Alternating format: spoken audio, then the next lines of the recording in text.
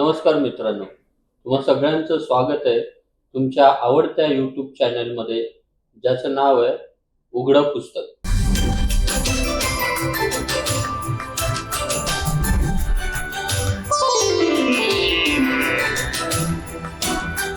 तर मित्रांनो, गेल्या एपिसोडमध्ये आपण आरोग्य यात्री या दिवाळी विशेषांकाबद्दल बोललो होतो.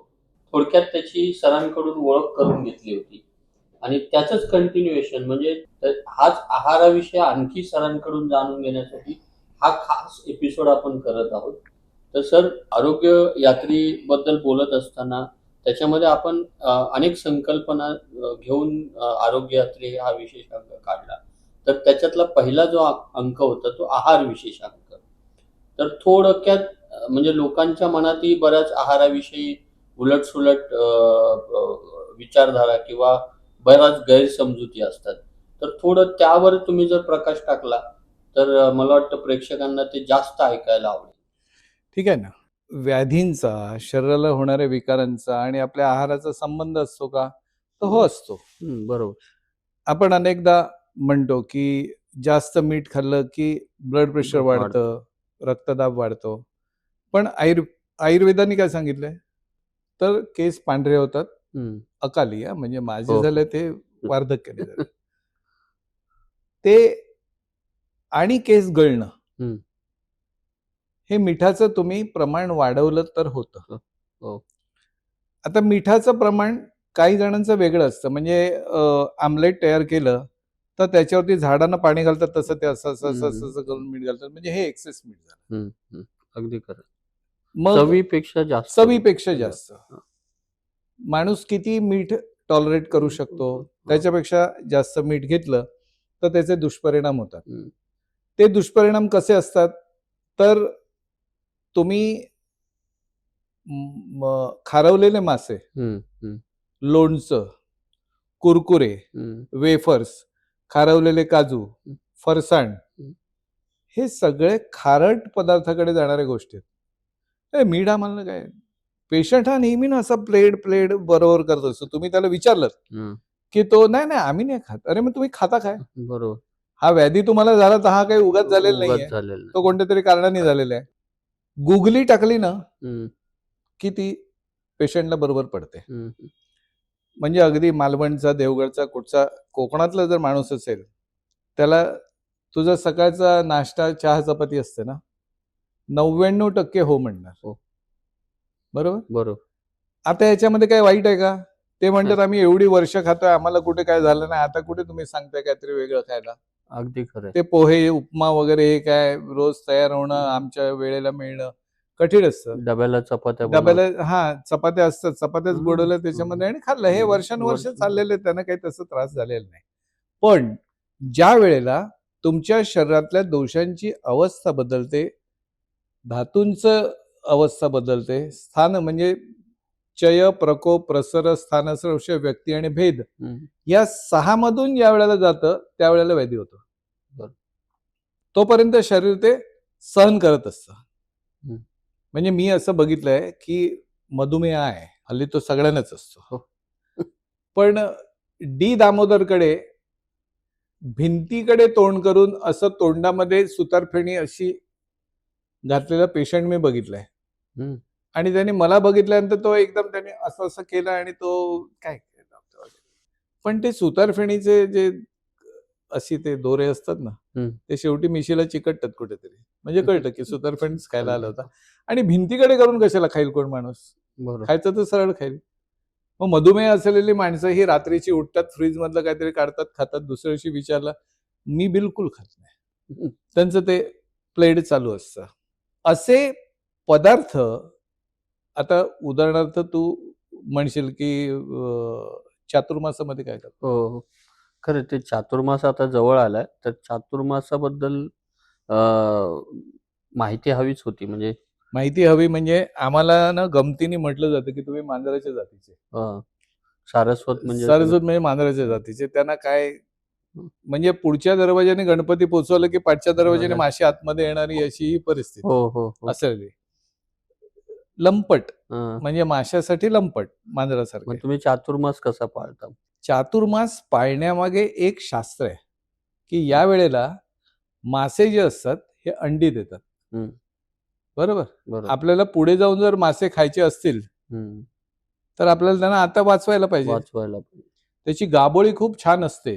उदाहरणार्थ पाला नावाचा मासा येतो आता, त्याची गाबोळी खूप महाग असते, 700-800 रुपयाची गाबोळी असते. ती घेतल्यानंतर म्हणजे तो मासा चुकून जाळ्यात मिळाला किंवा त्याची मासेमारी केली, मासेमारी खरं तर बंद असते बंद. ह्याच्यामध्ये, पण तरी सुद्धा चोरीमारीने ते मासे जे आहेत हे मासे येतात आणि ती गाबोळी म्हणजे ती अंडी आहेत आणि ती कधी हजारोनी असतात ती अंडी.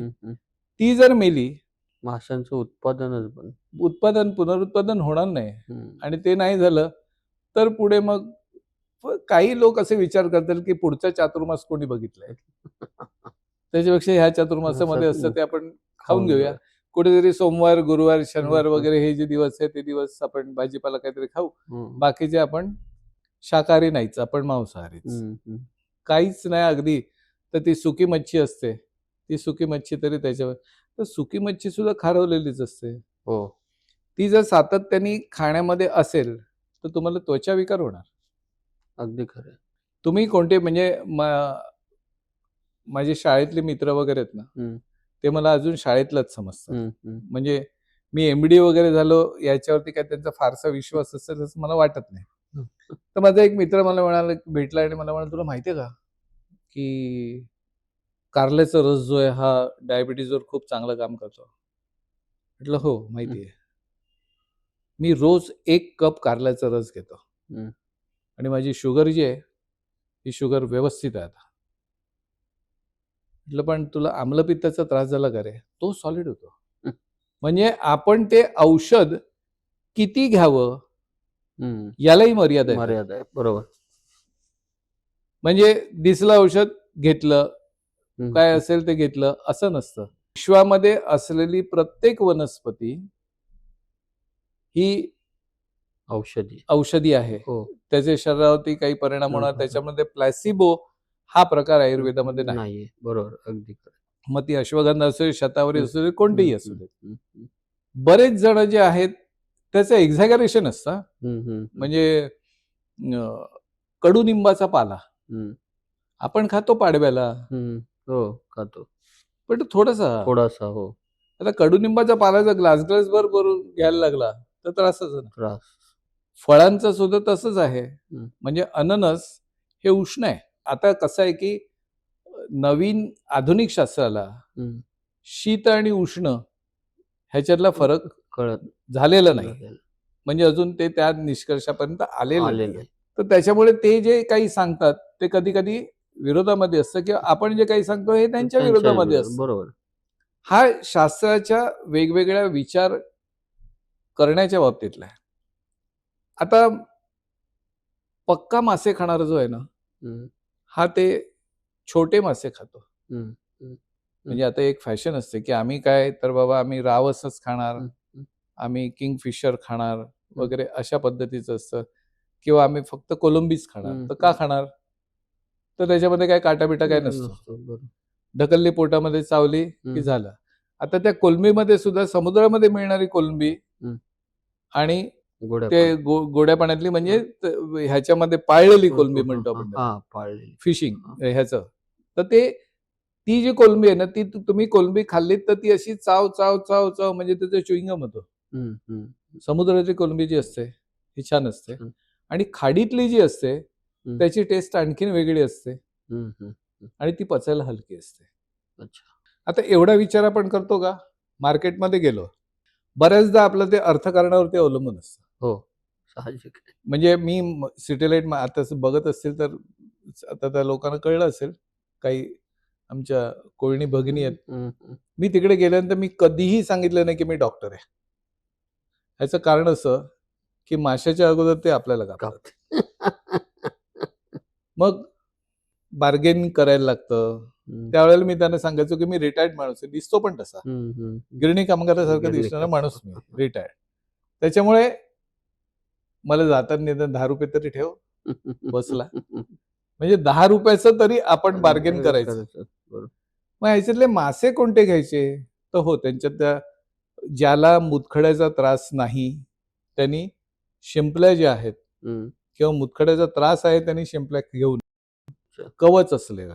हा. बाकी कोलेस्ट्रॉलचं वगैरे हे आधुनिक शास्त्र जसं सांगतं त्याप्रमाणे.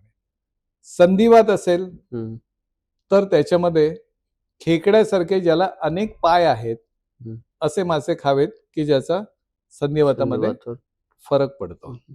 बाळंतिणीला म्हणजे जी आता जन्म देणाऱ्या बाळाला याच्यामध्ये तिचं आणि बाळाचं ओज वाढवायला जो मासा कारणीभूत असतो तो म्हणजे बोंबील. तो बोंबील त्यांना द्यावा. किंवा गोव्याकडची जी माणसं असतील त्या माणसांना मुडदुशा माहिती असतील. त्या मुडदुशा ज्या आहेत महाग असतात पण अतिशय सुंदर लागतात. बाकी पापलेट, सरंगा वगैरे हे जे मासे आहेत ना हे शरीराचं मांस आणखीन वाढवतील, बाकी दुसरं काही करणार नाही. तर अशा पद्धतीने आपण माशांकडे बघितलं तर गोष्ट वेगळी. आपण मला मटण वगैरे काही खायचं नाही पण मटणाचं सूप प्यायला काहीच हरकत नाही, कारण त्याने अस्थिधातूला चांगला फायदा होईल. ती नळी जी असते ही नळी जी निर्लज्ज आमच्यासारखी माणसं असतात ना ही भर पंक्तीत ती नळी जी आहे ही ताटावरती अशी टाण टाण टाण टाण आपटतात की तिकडे वाजंत्री असतो तो सुद्धा जरा गलबलतो की हे काय. आता तर मी एक बघितलं की एका मुलीनी टूथपिक घेतली आणि आतमधलं जे हे असं कानातला मळ काढावा तसं त्या नळीतलं काढलं आणि तिने खाल्लं. कारण ती नळी तोडण्या एवढे दात आता राहिलेलेच नाहीत ना. म्हणजे कशानंतर ते तोडायचं. आता ते खेकड्याचे हे असतात त्याला पण कटर देतात. मांदेळी, मोत्याळी हे जे मासे आहेत हे मासे फ्राय करायचे आणि ते कच्चे खायचे. तुम्हाला कच्चे म्हणजे काट्यासकट खायचे. तुम्हाला कॅल्शियम फारसं खाण्याची आवश्यकता पडत नाही. आता हे झालं म्हणजे नॉनव्हेज वाल्यांसाठी. पण जे व्हेजिटेरियन आहेत तर त्यांच्यासाठी काही औषधी वनस्पतींचा आपल्याला आहारात समावेश करता येईल का? बघ ना, आहारामध्ये समावेश करता येईल म्हणजे आता त्यांचा अस्थिधातू जर त्यांचं तशा पद्धतीचा असेल तर त्याने कोबी घ्यावा, त्याने फ्लावर घ्यावा, असे त्याने पदार्थ घ्यावेत की ज्याने अस्थिधातूवरती परिणाम होईल. किंवा आता ते कळकीचे किंवा बांबूचे कोंब येतात, ते कोंब फार कमी लोकांना, गोव्यातले वगैरे असतील, सिंधुदुर्गातले त्या लोकांना त्याचं कल्पना असेल की त्याची जर भाजी केली तर ती कॅल्शियम सप्लिमेंट आहे. बाकी दुधी वगैरे मी काही सांगणार नाही, कारण जे आपण खात नाही ना ते आपण लोकांना सांगू नये की तुम्ही दुधी खा. दुधी खिरीला ठीक आहे किंवा हलवा वगैरे केला तर ठीक आहे, पण दुधीची भाजी ही काय त्याच्यामध्ये येत नाही. त्याच्यामुळे त्यांनी भाज्यांचं प्रमाण, भाकरीचं प्रमाण हे त्यांनी जास्त ठेवावं. म्हणजे भाज्यांचं आहे हे जास्त ठेवावं. किंवा काकडी आहे, गाजर आहे, हे जे पदार्थ आहेत ते घ्यावे. खास करून ज्यांना संधिवाताचा त्रास आहे ना त्यांनी शेवग्याच्या शेंगा ज्या आहेत ह्या आठवड्यातून 2दा-3दा तरी खाव्या. त्याची आमटी करावी, भाजी करावी, काही करावं. पण त्या खायच्या आतमधला तो गर आहे तो काढायचा आणि चावून खायचा की तो रस जो आहे हा रस कशा रस त्यांच्या ह्याच्यामध्ये मिळतो. सांगणार का आहाराच्या ह्याच्यामध्ये खूप आहे. म्हणजे ते जर सांगायला गेलं तर आपल्याला आणखीन एक 5-7 एपिसोड करायला लागतील. पण तुर्तास प्रेक्षकांना आपण किंवा श्रोत्यांना आपण अशी विनंती करूया की तुम्हाला त्याच्यातून काय हवं आहे आणखीन, किंवा आमच्याकडून बोलताना काही निसटलेलं जर असेल तर तुम्ही कॉमेंटमध्ये जर दिलं तर त्याची उत्तर नक्की पुढच्या एपिसोडमध्ये. तर मित्रांनो, आता तुम्हाला लक्षात आलं असेल की आहार जर आपण योग्य पद्धतीने योग्य प्रकारे जर केला तर आपल्याला कुठच्याही प्रकारचा आजार होऊ शकत नाही. म्हणजे आहार आणि आजार ह्या दोघांचंही खूप कनेक्शन आहे. तर आम्ही या आरोग्य यात्रेच्या एपिसोड्समधून तेच सांगण्याचा तुम्हाला प्रयत्न करत आहोत. आमच्या पुढचे एपिसोडही अशाच प्रकारचे असणार आहेत. तर हा आजचा एपिसोड तुम्हाला कसा वाटला? आवडला असेल तर लाईक करा, शेअर करा आणि हो, सबस्क्राईब करायला मात्र विसरू नका. आणि कमेंट मात्र जरूर कळवा. धन्यवाद.